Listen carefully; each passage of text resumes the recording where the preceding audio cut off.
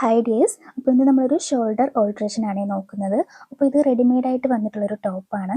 ഇതിലേക്ക് ഷോൾഡർ വരുന്നത് 8 ഇഞ്ചാണ്. നമുക്കിപ്പോൾ ഇത് 7 ഇഞ്ചായിട്ടാണ് മാറ്റാനുള്ളത്. അപ്പോൾ നമ്മൾ ഷോൾഡർ ഓൾട്രേഷൻ ചെയ്യുന്ന സമയത്ത് നമ്മുടെ ആ ഒരു കറക്റ്റ് ഷോൾഡർ ഈ ഒരു ഭാഗത്ത് നിന്നും ഇങ്ങോട്ടത്തേക്ക് ഒന്ന് മാർക്ക് ചെയ്യുന്നുണ്ട്. ആ ഒരു സെയിം മെഷർമെൻറ്റ് തന്നെ ഒരല്പം താഴ്ത്തിയിട്ടും കൂടി ഒന്ന് മാർക്ക് ചെയ്യുകയാണ്. ആ ഒരു 7 ഇഞ്ച് മാർക്ക് ചെയ്യുന്നുണ്ട്.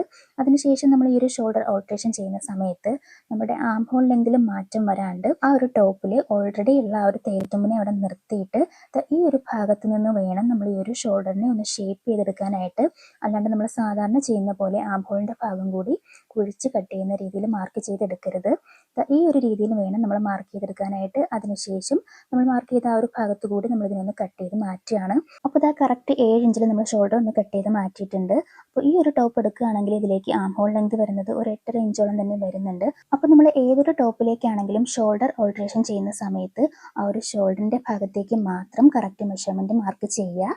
അതിനുശേഷം ആം ഹോളിൻ്റെ ആ ഒരു ഭാഗത്തേക്ക് നമ്മുടെ ടോപ്പിലേക്ക് ഓൾറെഡി വന്നിട്ടുള്ള ആ ഒരു തയ്യൽത്തുമ്പിലേക്ക് ഒരു മാറ്റവും വരാണ്ട് നമ്മുടെ ഈ ഒരു വീഡിയോയിൽ കാണിച്ച പോലെ തന്നെ ജസ്റ്റ് ഒന്ന് കർവ് ചെയ്തെടുക്കുകയാണ് ചെയ്യേണ്ടത്. അതല്ലാണ്ട് നമ്മൾ ആം ഹോളിൻ്റെ ഭാഗം കൂടി കട്ട് ചെയ്ത് മാറ്റുകയാണ് എങ്കിൽ നമ്മൾ സ്ലീവ് ആയിട്ട് അറ്റാച്ച് ചെയ്യുന്ന സമയത്ത് നമുക്കത് കറക്റ്റായിട്ട് അറ്റാച്ച് ചെയ്യാൻ പറ്റാണ്ട് വരികയും അതുപോലെ തന്നെ ചെസ്റ്റ് ഭാഗത്തേക്ക് വേരിയേഷൻ വരികയും ചെയ്യുന്നതായിരിക്കും. അപ്പോൾ ഈ ഒരു കാര്യം ശ്രദ്ധിച്ചിട്ട് തന്നെ ഷോൾഡർ ഓൾട്രേഷൻ എല്ലാവരും ചെയ്യാൻ ശ്രമിക്കുക. അപ്പോൾ നമുക്ക് അടുത്തൊരു വീഡിയോ ആയിട്ട് വീണ്ടും കാണാം. അതുവരേക്കും ബൈ.